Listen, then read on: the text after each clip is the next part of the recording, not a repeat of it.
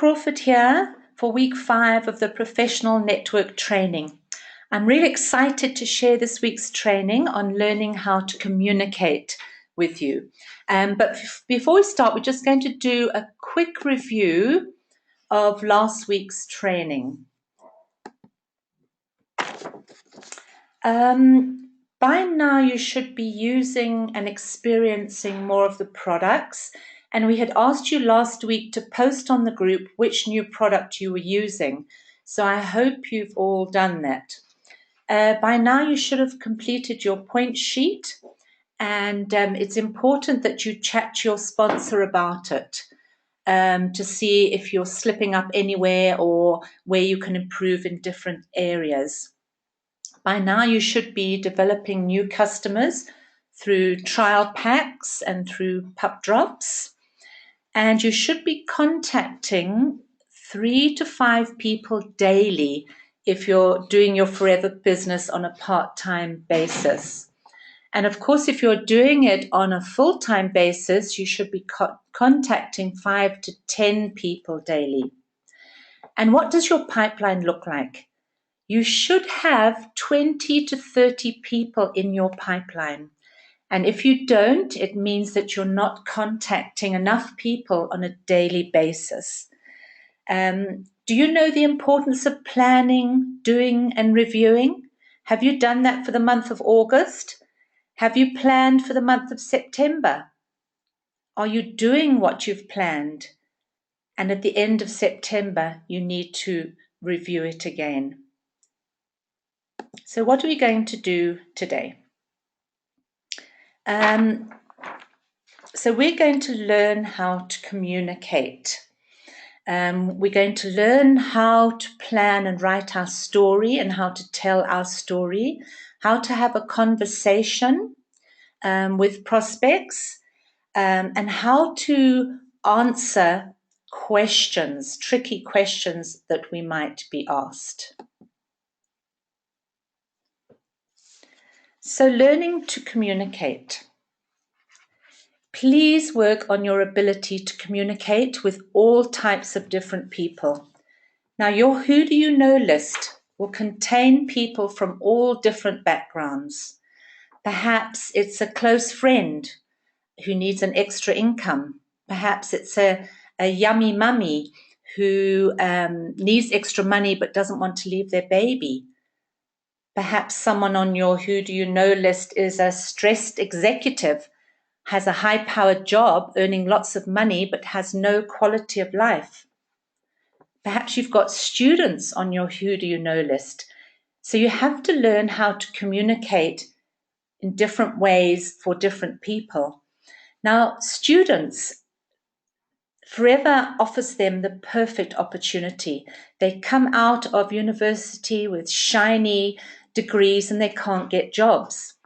Now, I know of a young lady called Elenia in Italy. When she left university, she was 21 years old with a degree, a shiny new degree, and she couldn't get employment. She joined Forever, and within 3 years, this young lady was earning the equivalent of 150,000 Rand a month.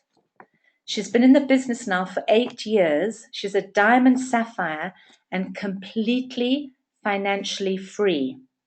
But why I want you to know this is the key to success is to learn to get different people from different backgrounds to look at Forever by using different approaches.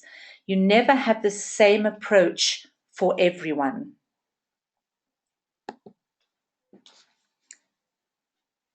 Oh, what's happened? Nikki, I'm just going to get help. I've lost my screen. Just hang on a minute. Nikki, I've lost the slide.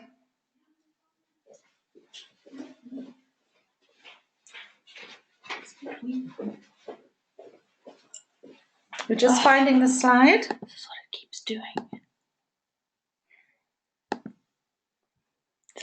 Sorry, everyone. Oh dear.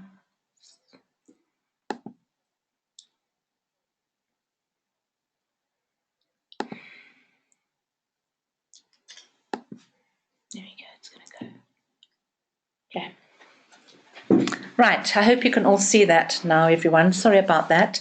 Hope it doesn't happen again. So the power of your story. I'm going to show you how to develop your 1 minute story, but it's very, very important for you to know that when you first engage in conversation, you never go directly into your story, into your business. Don't talk about anything about the business. There will come a moment in time when they actually ask you. So initially, you always ask questions about them. This is what they want. They want to talk about themselves. So you're going to ask them questions on how are you? How was your trip away? How are the children? How's your mum? And so on. People love talking about themselves, but the time will come when they will ask you, what do you do? And this is when you share your story. Now, your story is a 60-second story made up of 4 sentences, 4 short, sharp sentences. So the first sentence in your story will be your background.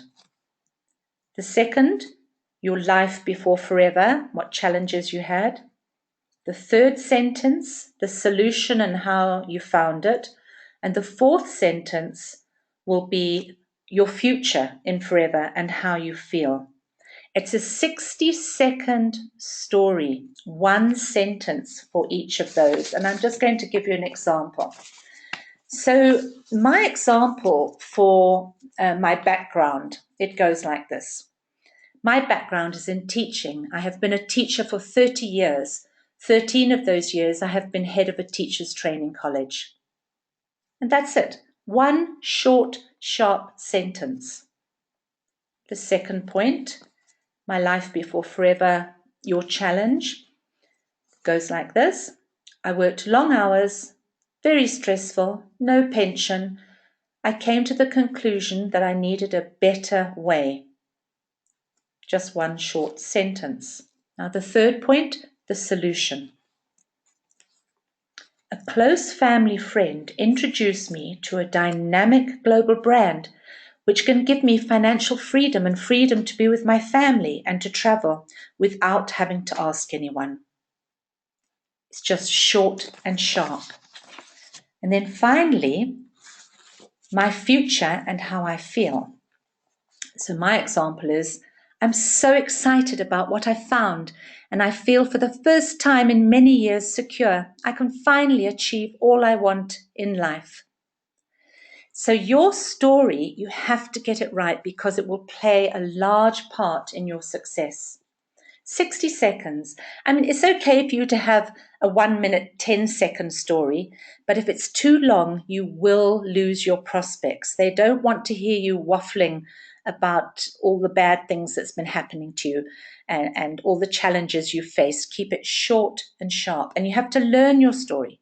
If you're woken up at 2 a.m. in the morning, you should be able to say it. And the only way you're going to learn is by practicing it in the mirror, with your family. Practice on your friends, and they might even sign up. Now, if you've just met somebody and you've had no communication with them at all, perhaps you're standing in a bank queue and someone smiles at you and says, well, what do you do? You're not going to go into your story. You might perhaps answer with something like this. I have the privilege of working alongside a phenomenal group of people in Southern Africa, or wherever you live. We work with people, helping them to earn a secondary income of 10,000 Rand to 30,000 Rand a month plus. Would this be of interest to you? And then you can invite them for coffee. So have examples of your story which becomes second nature to you. You need to get to the stage where you can answer questions powerfully. So you need to learn the words and you need to say your story with passion. Because if you stutter or if you're not sure about what you're saying, you will lose people. And perhaps you've engaged in a chat with people about the products. Perhaps you're in a restaurant and you start chatting to someone, the waitress, and they've suggested they have a health need, or perhaps they're into health and wellness, and you can say something like this: I have the privilege of working in the health and wellness sector, and we have a wide range of products. Can I drop off a sample box for you to try? So you should always try and make a statement where they can either say yes or no. Now, the power of your story. Right. Sorry, I'm just looking at this.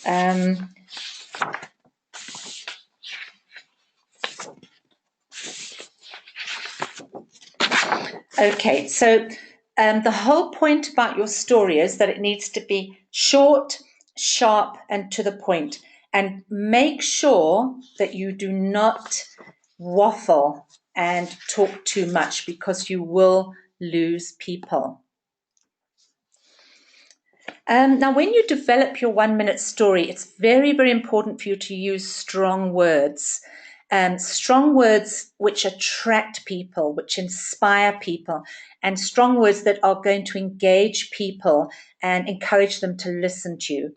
If you use weak words, such as it could work for you, it might work for you, hopefully it will, one day it could work for you, possibly, if you use weak words and you sound apologetic, you're going to lose people.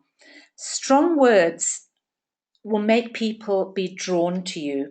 So you need to use strong words in your story, because people are attracted to powerful words. Write out your story and learn. And when you have practiced your story, your 1-minute story, video yourself until you're happy with it. Then post it on our Facebook page and ask for feedback. If you do it for 1 minute, 10 seconds, as I mentioned, that's okay. But any longer than that, it's not going to work. So you need to practice it and make sure it's not going over 60 seconds. Now, before prospecting, you need to be prepared. Obviously, by now, you've all got your Who Do You Know list. Now, use your profile sheet from your Steps to Manager. You need to do a quick profile on each person on your list. For example, the examples are here. What is their occupation? What is their age? And so on. The more information you have on your prospect, the more it's going to help you. Now, before contacting anybody on your Who Do You Know list, you must be prepared and you must know what your objective is. Don't just phone up someone and just pull something out of the sky. Be very clear what you want from this call or from this message that you're sending out. So your objective should be either to get them to agree for you to send them a 4-minute video, or to arrange a one-to-one with them, or to invite them to a BP, or to show them the products. So if you have a clear objective in your mind, it will make it easier for you. So, for example, if you want to invite somebody to a one-to-one, and your profile sheet, on your profile sheet, it's your friend. And on your profile sheet, you've written there that her husband has recently been made redundant.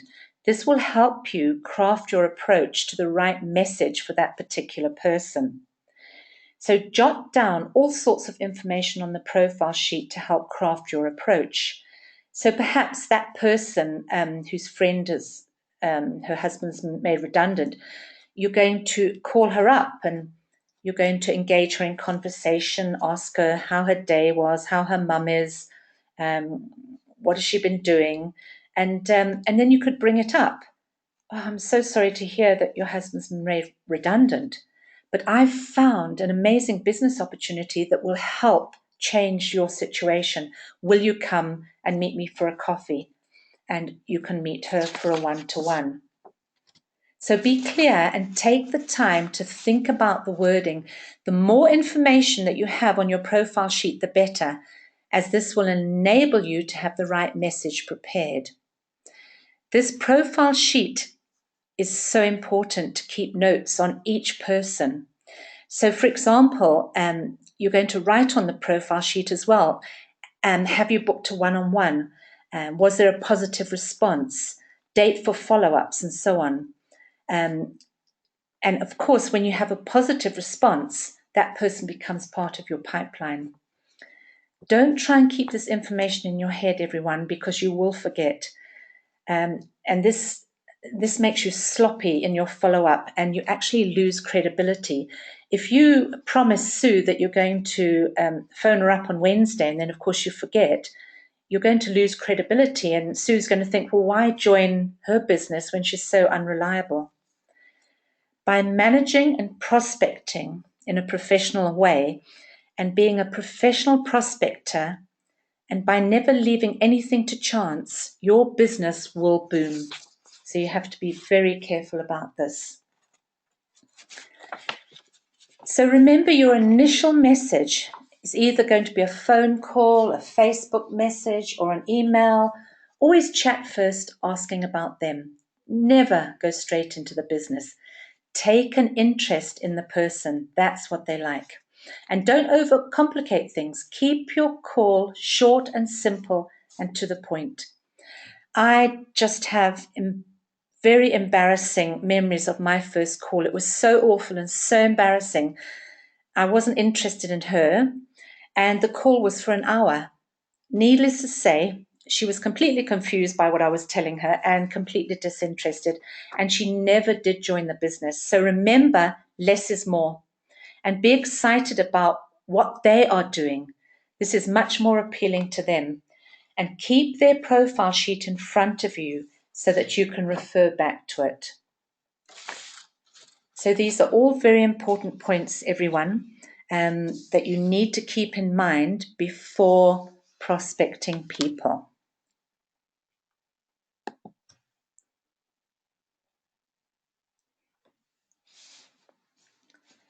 Okay, so making a call. As I mentioned, you need to know your objective. And of course, the objective is to get them to a one-to-one. Ask them if you can send a 4-minute video, invite them to a BP, or show them the products. But be excited.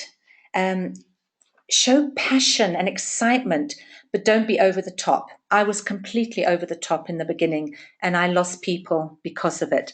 So don't be over the top in any way. Now, the person that introduced me to Forever was so excited. She wasn't over the top, but she was very excited, and I didn't understand what she was talking about, but her excitement appealed to me. So it's very important to have that when you're talking to people about this business. And because she was excited, she gained my attention and she held it. And through her excitement and by her keeping it simple, I was interested. And you need to keep it fun.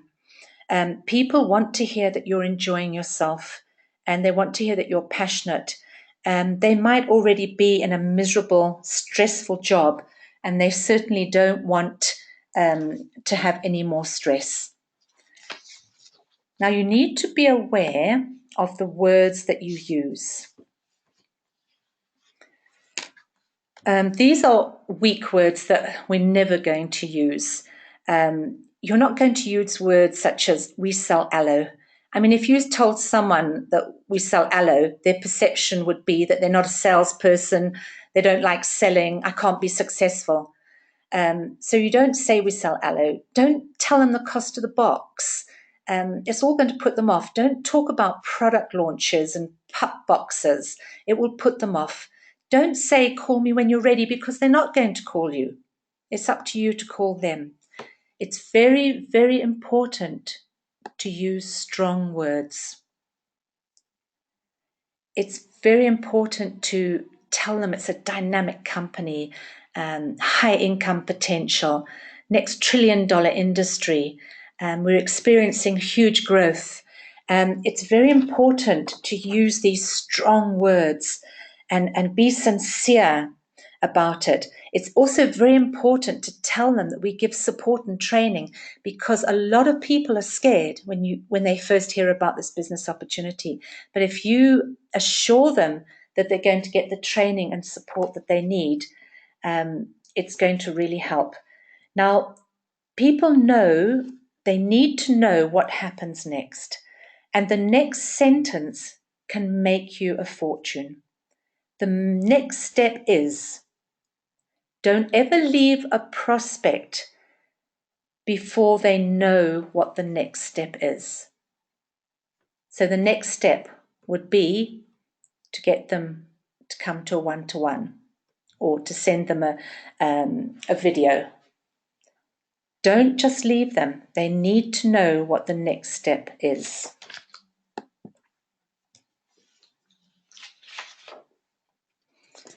Now, we have something called a third-party approach. Now, you need to learn this approach. Remember, if you talk too much, nothing's going to happen in your business. So you have to learn this approach. But when do we use the third-party approach? If for some reason you feel uncomfortable to chat to a friend or to a family member, then we use the third-party approach, and I often use it. Now, this approach takes the edge off. We may have a fear of how that particular person will respond to us. So this is how we would have a third-party approach. Hi, Sam, it's Jane here. Do you have a moment to talk? Great. The reason I'm calling Sam is that I have started a business with the help of a friend and backed by a multi-billion-dollar company. We're looking for some good people to work with in your area, and I wondered if you knew of anyone that might be interested. And often, and I know this from experience, often they will say, well, I might be interested. And straight away you're going to say, oh, wow, that's great, Sam. Let's meet for coffee. And you can do your one-to-one. It's a really effective approach. Now, the hot button. This is really useful, and this is something you're going to have on your prospecting sheet. So you know what that person wants. So my hot button is a secure pension. And we all have different hot buttons, and it's a really good approach. And an example here is, hi, Sam, it's Jane here. How are you? Do you have a moment to talk? Great. I remember that you said that you have a strong desire to go to China and India. You've always talked about it. Well, I've found a way for you to achieve it. Will you come and meet me for coffee so that I can tell you all about it? And of course, you do your one-to-one. And you always start off your one-to-one with your story. Now, the personality call. This will get you started, and this needs to become a familiar approach. It took me about 10 months to gain the ability to communicate successfully. And the only way you're going to learn to communicate successfully is to practice. Practice, practice, practice is the key to success until it becomes second nature. So the personality approach would go like this. Hi, Sam, it's Jane here. How are you? Do you have a moment to talk? Great. The reason for the call, Sam, is that I've just started a business with the help of a couple of colleagues and the backup of a multi-million-dollar company.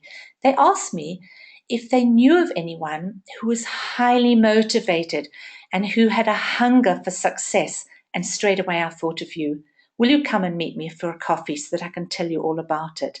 And of course, you do your one-to-one with them. But you need to commit to speaking to 5 people every single day if it's on a part-time basis, and 5 to 10 people if it's a full-time. And you need to commit to this, come what may. And when you're doing this, this will enable you to speak to anyone to get a positive outcome. So the more you're speaking to people, the better you're going to get at it. Now, if you call someone and the prospect keeps saying to you, what is it? What is it about? I need to know what is it about. And they just keep on about this. You share your 1 minute story. Tell them your 1 minute story that you have become really good at. And if they want more, you just say to them, I can't give the business justice over the phone. You need to be in a controlled environment. You need to have control. So if they keep on asking you, you invite them for a coffee to do a one-on-one, because you can't explain this business via a call. Now, you are going to come across objections. And I remember when I first joined Forever 3 years ago, just falling into a heap when people asked questions. But I can honestly tell you, there is only about five or six questions that we get asked. Now, when somebody asks you a question, perhaps is it selling or whatever they're going to ask you, you always answer with this response. That is an interesting question. Why do you ask? You always ask them that.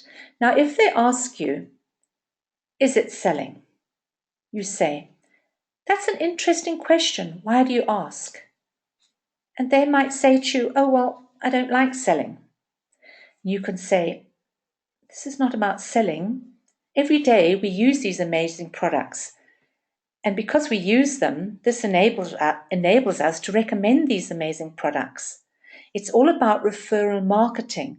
I mean, when we go to a great restaurant, we talk about that restaurant, and this is exactly the same. If somebody says to you, is this a pyramid scheme? You're going to say, that's an interesting question. Why do you ask? Well, I don't want to do it if it's a pyramid scheme. That's what they might say to you. And you'll answer them, well, pyramid schemes are actually illegal. They're class 2 fraud. You can go to prison for that. You don't think I would be involved in anything illegal, do you? They might ask you, is it network marketing? And you're going to say, that's an interesting question. Why do you ask? And often they don't know why they're asking. They don't know what it actually means. And you can carry on. I don't know much about it, but I do know in this company, we will work with you and you will get the support you need. But it's really strange how when people ask us these questions, we always assume that they're being negative by these comments, and it's not always the case.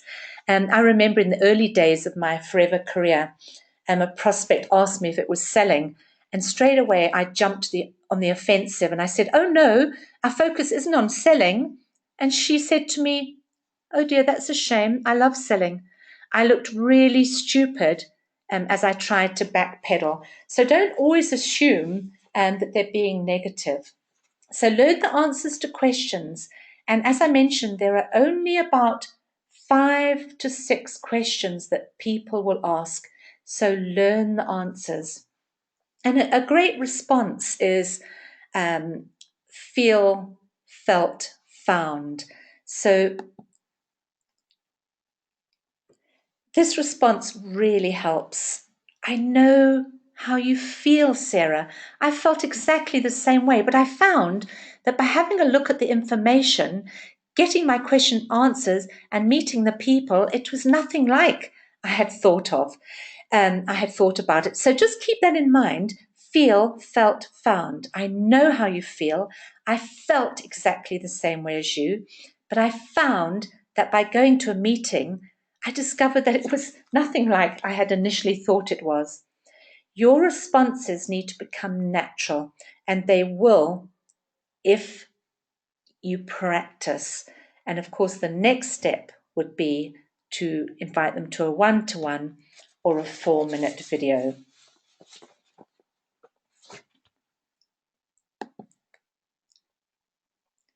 Now, if a person says no, don't worry about it.